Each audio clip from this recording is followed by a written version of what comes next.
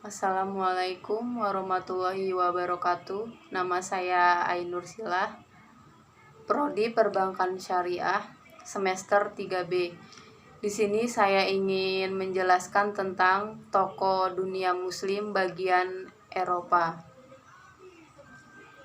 Ketika Islam mulai memasuki masa kemunduran di daerah semenanjung Arab, bangsa-bangsa Eropa justru mulai bangkit dari tidur yang panjang.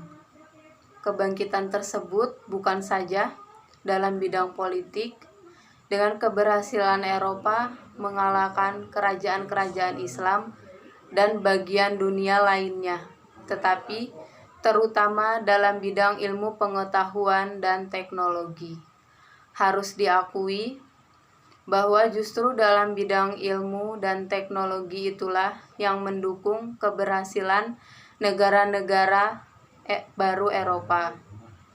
Kemajuan-kemajuan Eropa tidak dapat dipisahkan dari peran Islam saat menguasai Spanyol. Dari Spanyol, Islam itulah Eropa banyak menimba ilmu pengetahuan. Ketika Islam mencapai masa keemasannya, kota Cordoba dan Granada di Spanyol merupakan pusat-pusat peradaban Islam yang sangat penting saat itu dan dianggap menyaingi Baghdad di timur. Ketika itu, orang-orang Eropa, Kristen, Katolik, maupun Yahudi dari berbagai wilayah dan negara banyak belajar di perguruan-perguruan tinggi Islam di sana.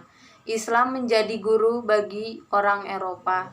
Di sana pula mereka dapat hidup dengan aman penuh dan kedamaian dan toleransi yang tinggi, kebebasan untuk berimajinasi dan adanya ruang yang luas untuk mengapresiasikan jiwa-jiwa seni dan sastra. Islam masuk ke Spanyol, Cordoba pada tahun 93 Hijriah melalui jalur Afrika Utara di bawah pimpinan Tariq bin Zaid yang memimpin perang Islam untuk membuka Andalusia. Sebelum penaklukan Spanyol, umat Islam telah menguasai Afrika Utara dan menjadikannya sebagai salah satu provinsi dari dinasti Bani Umayyah. Penguasaan sepenuhnya atas Afrika Utara itu terjadi di zaman Khalifah Abdul Malik. Khalifah Abdul Malik mengangkat Hasan ibnu Nu'man al-Ghanasi menjadi gubernur di daerah itu.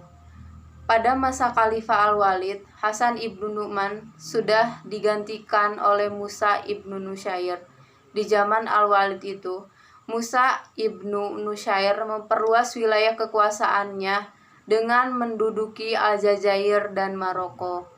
Penaklukan atas wilayah Afrika Utara itu dari pertama kali dikalahkan sampai menjadi salah satu provinsi dari Khalifah Bani Umayyah memakan waktu selama 53 tahun, yaitu mulai tahun 30 Hijriah atau masa pemerintahan Mu'awiyah ibnu Abi Sufyan.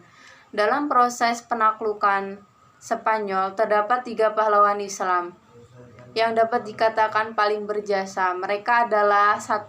Tariq bin Malik, 2. Tariq ibnu Ziyad, dan 3. Musa ibnu Nusyair.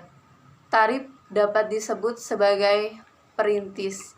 Ia menyeberangi selat yang berada di antara Maroko dan benua Eropa itu dengan satu pasukan perang 500 orang, di antaranya adalah tentara berkuda.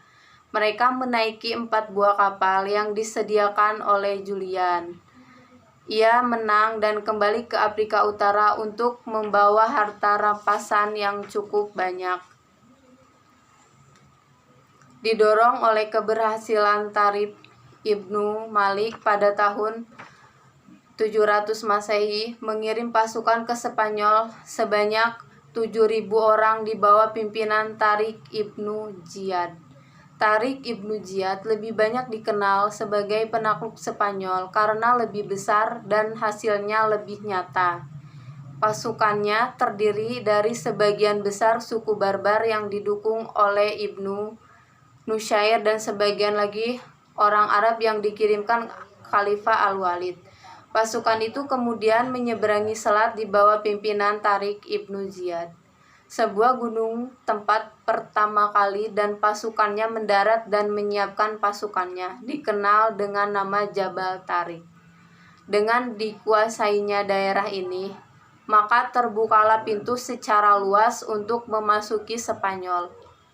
Dalam pertempuran di Bakah, Raja Roderick dapat dikalahkan. Dari situ, Tariq dan pasukannya menaklukkan kota-kota penting seperti Cordoba, Granada, dan Toledo, atau ibu kota kerajaan Goth saat itu.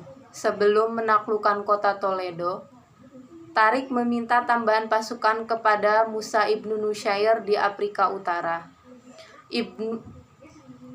Musa bin Nusyair pun melibatkan diri untuk membantu perjuangan Tariq.